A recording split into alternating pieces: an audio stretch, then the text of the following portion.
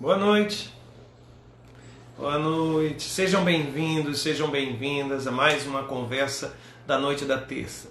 Às 21h30, o nosso encontro marcado, nosso tempo separado para trocarmos ideias sobre temas e situações e histórias, mas com aquele pano de fundo das Escrituras Sagradas, da Bíblia, da orientação de Deus para a minha vida e para a sua vida. Sejam todos muito bem-vindos.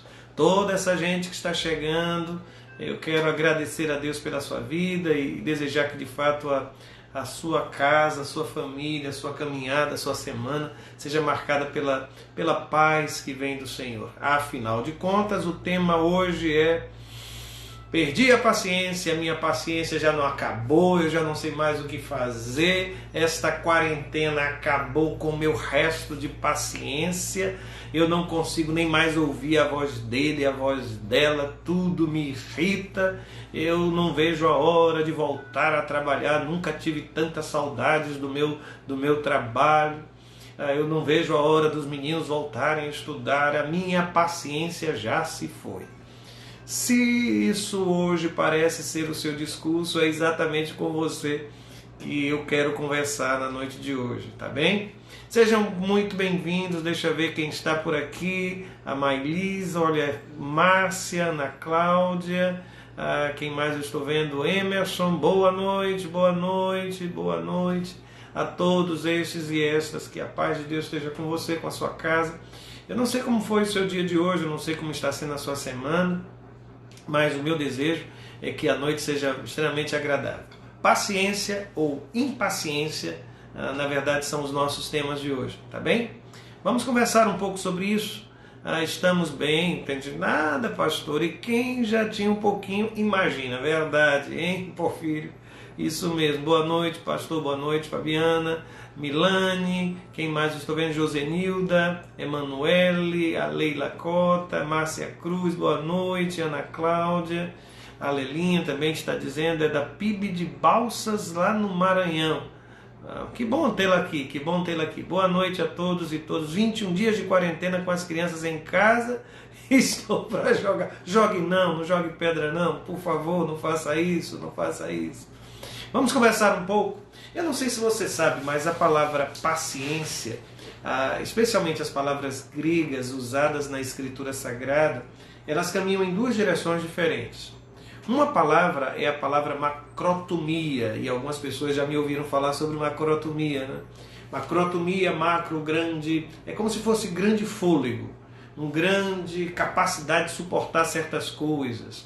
Mas a macrotomia, ela tem uma curiosidade, é que é paciência com pessoas, é paciência em relação a gente, a lidar com pessoas, tá bem? Existe uma outra palavra, que é a palavra eupomone, e essa palavra ela também é traduzida por paciência. Só que não é paciência com pessoas, é paciência com coisas.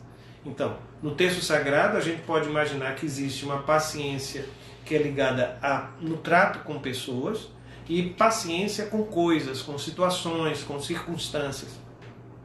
Aliás, essa palavra hipomonem, ela significa ficar por baixo. É como se você tivesse um peso sobre você. E mesmo assim você resiste. Aliás, eu trouxe uma coisa aqui para falar sobre paciência. Deixa eu pegar aqui para mostrar a você. Deixa eu ver onde foi que eu coloquei. Eu acho que não. Ou talvez tenha sido no bolso. Deixa eu ver se foi no bolso.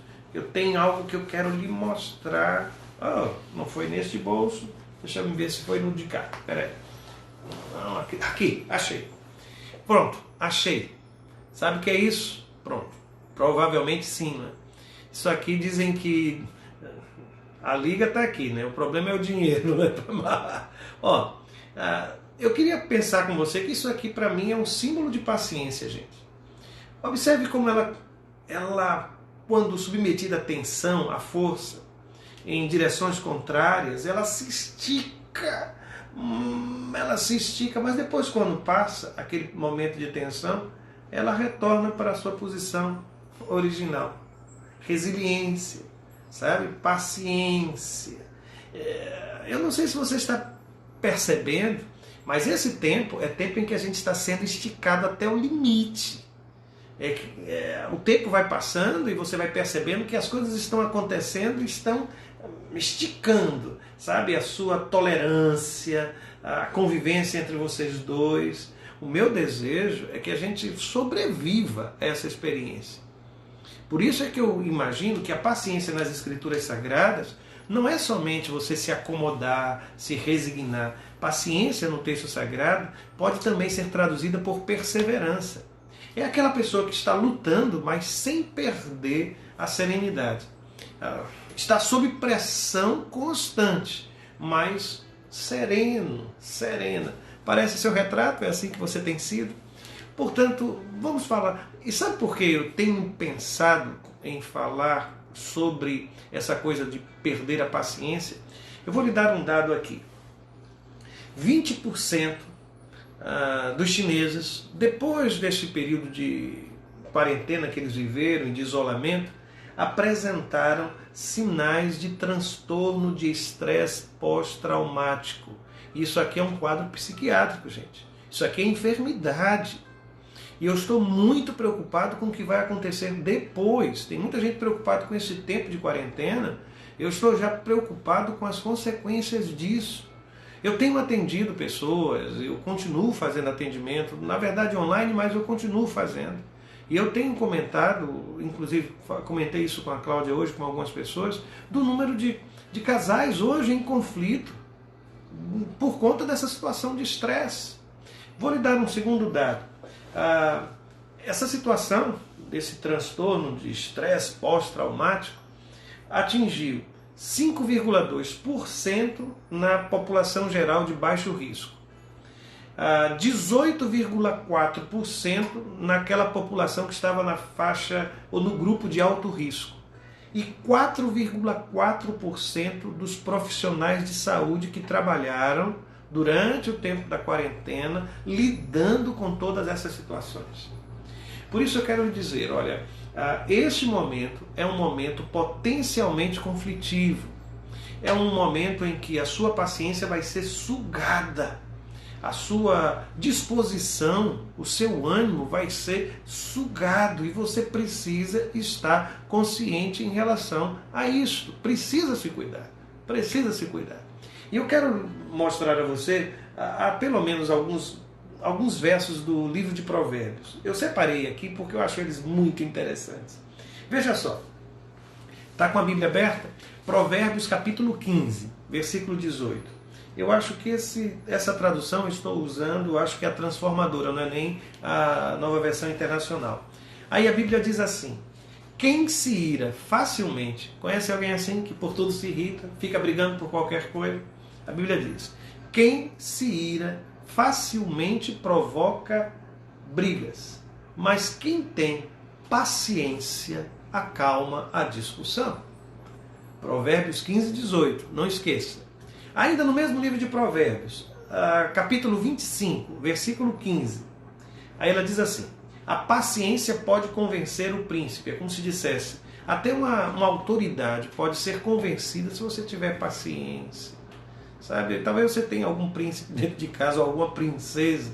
Deixa eu lhe dizer, tenha paciência que você pode conseguir convencê-lo e convencê-la.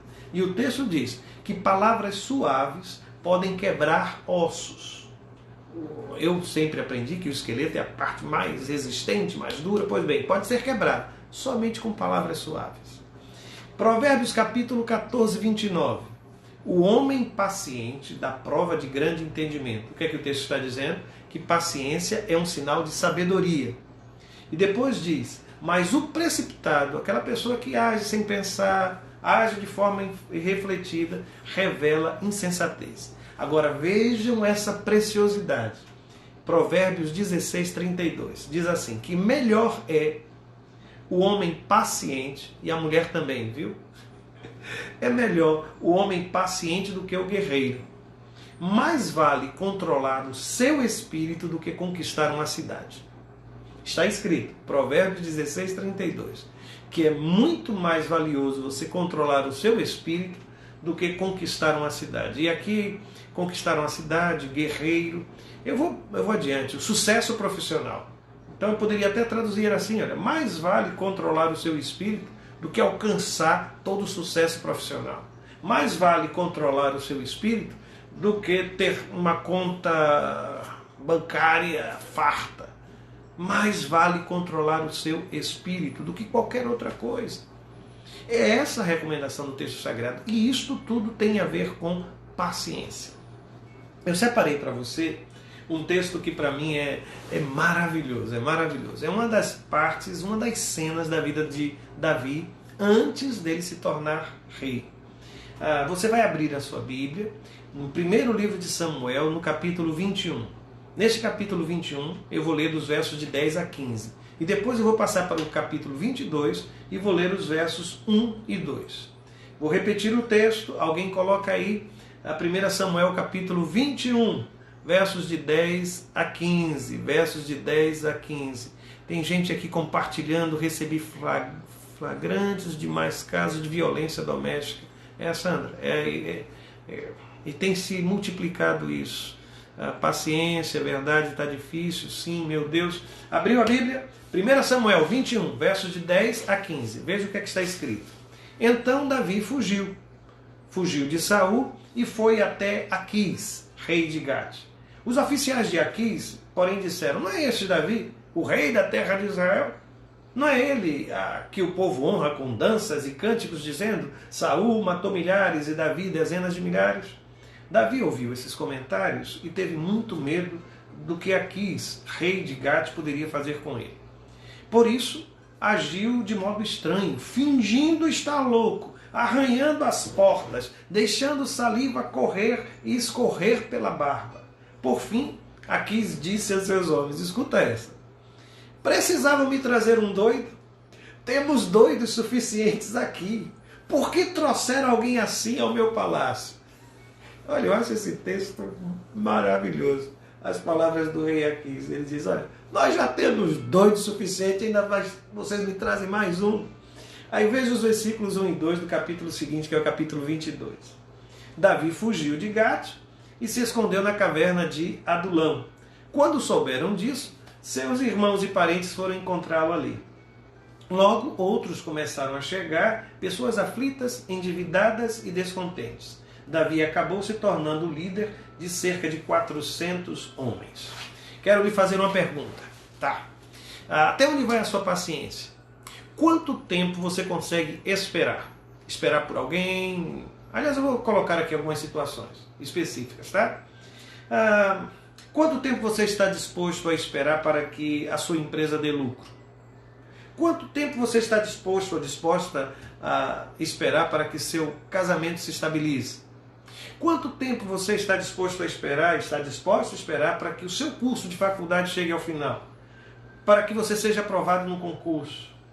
Para que alguém faça aquilo que você está esperando? Eu me recordo que a mamãe, era uma das coisas que mais irritava a mamãe quando ela, e papai também, quando eles estiveram algum tempo em cima de uma cama, era esperar que alguém fosse lá para providenciar aquilo que eles desejavam. E às vezes eu via papai querendo se descer da cama e sem condições nenhuma, porque esperar era algo terrível para ele, terrível. E nós vamos chegar lá também, não é? Isso é que às vezes me preocupa. Mas eu vou fazer uma última pergunta. Quanto tempo você está disposto a esperar para que as promessas de Deus se cumpram na sua vida? Quando eu estou lendo a história de Davi, deixa eu só lhe dizer uma coisa. Do dia que Samuel esteve na casa de Jessé e Davi foi ungido rei, para o dia em que ele se sentou no trono do palácio, foram 25 anos de espera. 25 anos de espera. Em mais de 20 anos até 25 anos de espera. Há um outro personagem bíblico que me impressiona, que é o Caleb, aquele que junto com Josué viu a terra da promessa. Sabe quantos anos ele tinha quando viu a terra? Tinha 40 anos. Sabe com que idade ele ocupou a terra, que foi a promessa que ele havia recebido? Depois de mais 40 anos esperando, 45 anos de espera. Eu volto a lhe perguntar, quanto tempo você está disposta a pacientemente esperar? E olha que às vezes, porque você está orando há quanto tempo? 6 meses? 2 meses? E está dizendo que Deus ainda não lhe respondeu? Eu só não espero que Deus lhe dê a bênção de Caleb e que você vai esperar por décadas para que aconteça. Na vida de Davi, eu percebo que a gente às vezes até corre o risco de se arrepender de ter feito a coisa certa. Já aconteceu isso com você? Meu Deus, eu fiz tudo certo. Antes eu não tivesse feito absolutamente nada. Eu às vezes até fico imaginando se Davi não ficou pensando, eu não deveria ter ido enfrentar aquele tal daquele gigante Golias. Minha vida ficou atrapalhada depois daquilo. Fui ficar no palácio para ajudar Saul e acabei vivendo uma vida terrível. Fui pensando que ia me tornar genro do rei e a minha vida ia mudar, não mudou absolutamente. Piorou. O pior dia da minha vida foi aquele dia em que Samuel foi lá na casa do meu pai. Eu deveria ter ficado lá com as ovelhas. Você já pensou isso alguma vez? Pela sua impaciência, imaginou que era melhor não ter casado com esse homem, com essa mulher, melhor não ter tido tantos filhos ou não ter tido filho algum, não ter trabalhado, não ter começado a sua carreira, não ter feito aquele curso. O impressionante é que quando a gente perde a paciência, nada daquilo que a gente já fez na vida parece ter valor. A gente está tão intolerante que a gente não consegue nem enxergar absolutamente nada de positivo. E toda e qualquer espera é um tormento para a alma. É um peso, um fardo que a gente precisa carregar. Quando eu lhe digo essas coisas, eu fico pensando que a vida de Davi nesse texto, eu não sei se você observou, no versículo de número 10, a Bíblia diz que ele estava fugindo, lá do capítulo 21, fugindo de Saul. Você sabe que Saul tentou matar Davi, quando percebeu que Davi estava se tornando uma figura ainda mais popular em Israel, e quando ele havia tido a nítida certeza de que o tempo dele de rei havia chegado ao fim. Aí o que é que ele faz? Começa a perseguir Davi. Davi foge de Saul, e eu quero só que você preste atenção para onde ele foi. Está com a Bíblia aberta? Veja o que é que está escrito lá, no capítulo 21, no versículo 10. Para onde ele foi? Ele foi até Aquis, que era rei de Gate. Correto? É isso que está na sua Bíblia? Bom, só para refrescar a sua memória. Sabe para onde ficava essa cidade chamada Gate? Na região da Filístia. Fazia parte do povo dos filisteus. Você se lembra, por acaso se lembra, aquele Golias a quem Davi matou? Ele era de onde? Você se recorda? Ele era um filisteu. Mas você se recorda qual era a cidade dele? Era a cidade de Gate. E se você observar lá no capítulo 21, no versículo 9, versículo anterior, sabe o que Davi estava carregando nas mãos? A única espada que ele encontrou, a espada de Golias. Ele foge e para fugir do ódio de Saul, ele acaba indo para o território inimigo. Ele vai parar em Gate, o lugar onde Golias, o grande guerreiro do povo filisteu, nasceu, era a cidade dele. E ele vai para lá tentando se esconder, porque ele pensou, é o último lugar que Saul vai querer entrar, ele não vai me procurar aqui. Só que o texto prossegue dizendo que no versículo 11, quando ele chega na cidade, todo mundo já sabe quem ele é. Ele não consegue mais se esconder. E aqui uma pergunta, e a forma como a pergunta é feita, não é este o Davi, o rei da terra de Israel? Ele não era o rei era Saul. Mas vejam como as pessoas estão se lembrando aqui de Davi. Alguém já lhe fez essa pergunta? Está passando por isso, mas este não era aquele homem que... essa não era aquela mulher que... Aqui está Davi, ele não consegue mais se esconder. Ele já está agora marcado pela a vocação de Deus para a vida dele. E ele vai para o território filisteu. E o texto sagrado começa a dizer que quando Davi escutou esses comentários, ele disse, agora eu vou morrer. Agora não vai... Eu vou ser morto. E a Bíblia diz que ele começou a ter medo do rei Aquis. O que é que esse rei poderia fazer com ele? Nesta hora, sabe o que é que Davi fez? Está lembrado do texto? Está lembrado? A Bíblia diz que ele começou a agir de modo estranho, fingindo estar louco. Ele deu uma de louco. Ele deu uma de estar maluco. Fingiu um surto. Começou a arranhar as portas, as paredes, a rolar pelo chão, a escorrer a sala. Por favor, não precisa concordar, especialmente se tiver alguém ao seu lado. Você já teve vontade de sair com ar de louco, aí? Davi fez isso. E no caso de Davi, só no caso de Davi, viu? Parece que acabou dando certo. Aquis olhou para aquela cena e disse, não é possível que vocês tenham me trazido um doido. Já tem doido demais aqui dentro desse palácio. E o curioso que foi exatamente assim que Davi conseguiu escapar de qualquer coisa pior entre os filisteus. Deu uma de doido e de repente lá estava ele. Diz o texto sagrado que ele acaba saindo, conseguindo fugir de Gade. Segunda vez que o verbo fugir aparece. Porque a sensação que eu tenho é que em alguns momentos da vida da gente parece que a gente está fugindo sempre. Parece que nada dá certo, a gente... Bom, eu deixei a casa de Jessé, meu pai, estou falando como se fosse Davi. Com aquela perspectiva, o grande Samuel esteve aqui, ele me ungiu rei, Deus tem promessas para a minha vida, e ele sai da casa dos seus pais, enfrenta o gigante Golias, com aquela certeza de que Deus estava com ele, entra para o palácio, recebe a mão da filha de Saul, as coisas parecem que estão tão encaixadas, de repente isso tudo desaparece, e ele tem que fugir. Eu não sei se alguns dos seus sonhos, alguns dos seus planos estão assim, escapando por entre os seus dedos. E você agora está com ar de louco, como Davi. Ar de louco, eu não sei o que vou fazer. E eu vou só lhe dizer assim, que no caso de Davi, aquilo deu certo, mas provavelmente comigo e com você não vai dar. A gente precisa retomar a serenidade, equacionar o que pode ser equacionado, resolver o que pode ser resolvido, e aquilo que a gente não conseguir resolver, a gente põe nas mãos de Deus. Você não vai conseguir resolver os problemas todos de uma vez só, a insegurança é constante, a incerteza quanto ao futuro, e isso tudo pode trazer impaciência para você. Se as coisas já estão ruins do lado de fora da casa, não permita que do lado de dentro da casa fiquem piores ainda. Porque se você não tiver uma estrutura familiar, uma base na sua família, você não vai conseguir se levantar. Não adianta, a gente não consegue raciocinar, a gente não consegue produzir, se a gente não está bem em casa, as coisas não fluem. Daí a minha insistência. Procura onde foi que você perdeu a bendita da paciência. Respira, tenta trabalhar isso de uma outra forma. Aí o texto vai prosseguir, dizendo que ele fugiu sim de Gate, e aí a Bíblia vai dizer que ele se escondeu numa caverna chamada Adulão, refúgio, talvez seja o significado dessa palavra. E aí quando souberam disso, seus irmãos e parentes foram encontrá-lo ali. E logo depois a Bíblia diz que começou a chegar pessoas aflitas, endividadas e descontentes. Faz parte aí desse grupo. Tá querendo o endereço lá da caverna de Adulão. Mas só que a Bíblia continua e diz que Davi acabou se tornando o líder de cerca de 400 homens. E qual era o perfil desses homens?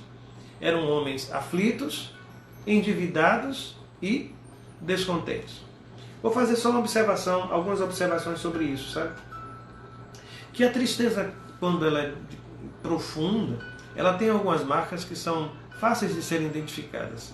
A primeira delas é que a gente começa a ter uma visão negativa acerca de si mesmo. E a gente começa a se culpar. Eu não sei o que Davi pensava, mas sabe o que me traz ao coração? Existe um salmo na Bíblia chamado Salmo de número 40.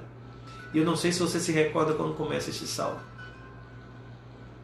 Esperei com paciência no Senhor. E Ele ouviu a minha voz, o meu grito de socorro, a minha oração. Sabe quem escreveu esse salmo? Davi. Esperei com paciência no Senhor. Eu não sei se quando ele escreveu aquilo, ele estava pensando nos 20 anos que passou até ocupar o trono de Israel. Talvez ele estivesse dizendo isso, não esperei com paciência no Senhor. Não basta esperar, a gente precisa aprender a esperar com paciência. Deus não quer somente que você espere. Deus quer que você espere, mas espere pacientemente, com tranquilidade na alma, com paz no coração. Com paciência, com paciência. Paciência tanto com pessoas quanto com coisas. Porque eu conheço gente que com coisas tem paciência com o carro, leva o carro 20 vezes à oficina, se for o caso, mas nunca levou um filho para uma consulta com o médico. Tem paciência com o mundo, com os de fora, mas não tem paciência com os de dentro.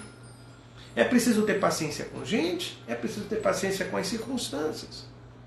E no caso específico, eu não sei se você observou, quem procura uma caverna como Davi procurou, a sensação que a gente tem é que gente assim não quer companhia. E eu preciso respeitar isso, porque cada um tem uma forma de reagir, cada um tem o seu tempo, mas tem algo que você precisa se preocupar. Não fica justificando a sua omissão, dizendo, mas ele não quer, ele se tranca. Por mais que você respeite esse momento na vida de alguém, não permita que essa pessoa tenha dúvidas que você a ama, que você o ama. Sinalize. Sim, sinalize. Não permita que ele alimente a impressão de que não é amado. A gente precisa fazer de alguma forma isso. E algo para mim interessante é que a Bíblia diz que quando ouviram isso, os irmãos, a casa dos parentes, os pais dele foi para lá, desceram ali para ter com ele. Não foi somente por uma questão assim de ficar junto do filho, não, viu? Provavelmente Saul agora estava investindo contra a família de Davi. E ele sabia que uma vez Davi fugindo, ele seria uma próxima vítima dessa história. Mas eles foram ficar com o filho, lá dentro daquela caverna de Adulam. Se tem alguém se trancando dentro da sua casa, se tem alguma coisa assim, vai lá, bate na porta, põe um bilhete. Seja sábio, não precisa também querer, sei lá, retirá-lo a pulso daquela situação. Respeite o momento que ele está vivendo, que ela está vivendo, mas deixe bem claro, eu te amo. Eu te amo, eu te amo, eu te amo. A gente precisa semear amor dentro de nossas casas, gente. A gente precisa resgatar isso. E o interessante é que o texto diz que depois que isso acontece, algo curioso, né? É que aquele lugar que deveria ser um lugar de isolamento, uma caverna, se transforma num lugar de uma grande reunião. Eu vou dizer a você que essa conduta, eu vou usar uma palavra aqui, não sei nem se ela existe, evitatória, em que você fica evitando pessoas, em que você está se afastando de tudo. Eu estou nervoso, eu estou nervosa, eu estou nervoso. Olha, se afaste de mim, se afaste de mim. Isso só vai fortalecer esse seu temperamento explosivo. E eu vou lhe dizer, mas eu não consigo me controlar. Consegue? Eu vou lhe provar como. Quando você está trabalhando, que você recebe aquele sem número de pessoas irritantes, sabe, provocativas, você consegue. Sabe aquele chefe que você tem que é difícil, como diria alguém, é carne de pescoço. Você escuta e fica calado. Você escuta e fica calado, agora dentro de casa precisa gritar. Para que isso? Para que isso? Então, observe, aquele lugar que era um lugar de caverna, acaba se tornando um lugar de reunião.